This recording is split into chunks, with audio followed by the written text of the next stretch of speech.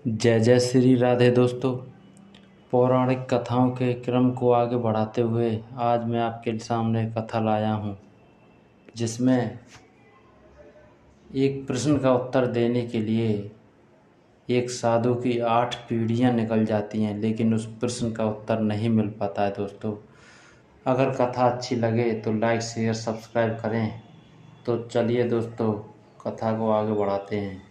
पौराणिक काल में एक विद्वान ऋषि कच्छीवान हुए थे, जो हर प्रकार के शास्त्र और वेद में निपुण थे। एक बार वे ऋषि प्रियमेघ से मिलने गए, जो उनके समान ही विद्वान और सभी शास्त्रों के ज्ञाता थे।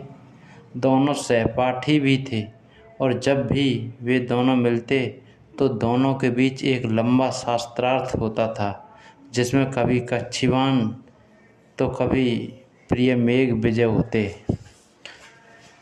उस दिन भी ऋषि कच्छीवान ने प्रियमेघ से शास्त्रार्थ में एक प्रश्न पूछा कि ऐसी कौन सी चीज़ है जिसे यदि जलाए तो उससे ताप तो उत्पन्न हो, किंतु तनिक भी प्रकाश न फैले। प्रियमेघ ने बहुत सोच विचार किया, परंतु वे इस पहेली के उत्तर दे पाने में असमर्थ रहे। उन्होंने उसका उत्तर बाद में देने की बात कही, पर उत्तर ढूंढने के उधेड़बुन में उनकी जिंदगी बीत गई। चाहे कैसा भी पदार्थ हो, जलाने पर तो थोड़ा प्रकाश करता ही है। जब प्रियमेघ ऋषि का अंत समय नज़दीक आया तो उन्होंने कच्छीवान ऋषि को संदेश भेजा कि मैं आपकी पहेली का उत्तर ढूंढ पाने में असमर्थ रहा, किंतु मुझे पूरा विश्वास है कि मेरे वंश में ऐसा विद्वान जरूर जन्म लेगा जो आपके इस प्रश्न का उत्तर दे पाएगा। किंतु तुम मुझे वचन दो कि जब तक कोई मेरे कुल का विद्वान तुम्हारे प्रश्न का उत्तर ना दे, तुम इस पृथ्वी को छोड़कर नहीं जाओगे। ऐसा कहकर उन्होंने अपने प्राण त्याग दिए। कच्छीवान को उनकी मृत्यु का बड़ा दुख हुआ, किंतु उससे भी अधिक दुख उन्हें इस बात का हुआ कि उनके प्रश्न के कारण प्रियमेघ ने असंतोष में प्राण त्यागे।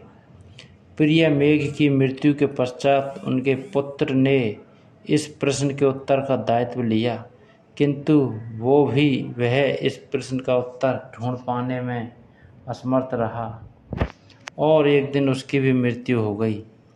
इसी प्रकार एक के बाद एक प्रियमेघ की 8 पीढ़ियाँ कच्छीवान के उस प्रश्न के उत्तर को ढूंढने के प्रयास में काल के गाल में समा गईं। कच्छीवान अपने पहेली का हल पाने के लिए जिंदा रहे।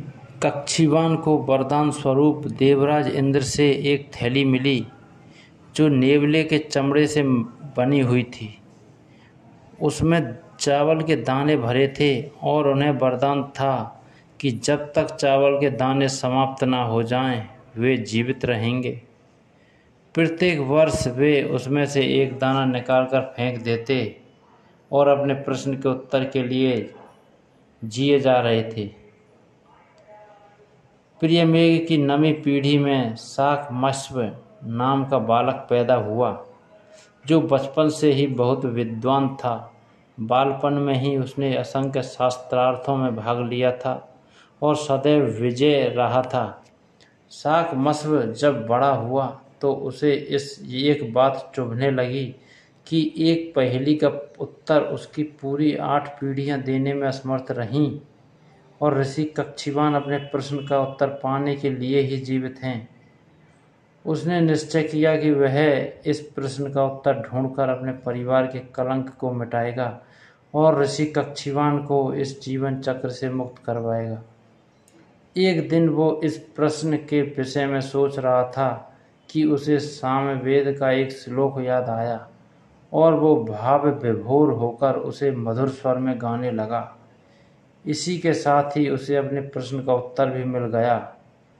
वह तुरंत कच्छीवान के आश्रम की ओर भागा और वहां पहुंचकर उन्हें प्रणाम किया। कच्छीवान उसे देखते ही जान गए कि उन्हें आज उनके प्रश्न का उत्तर मिल जाएगा। शाकम्भस्व ने कहा कि हे गुरुदेव, जो मनुष्य ऋग्वेद की ऋचा के बाद सामवेद का साम का भी गायन करता हो, वो गायन उस अग्नि के समान होता है जिससे ताप भी उत्पन्न होता है और प्रकाश भी।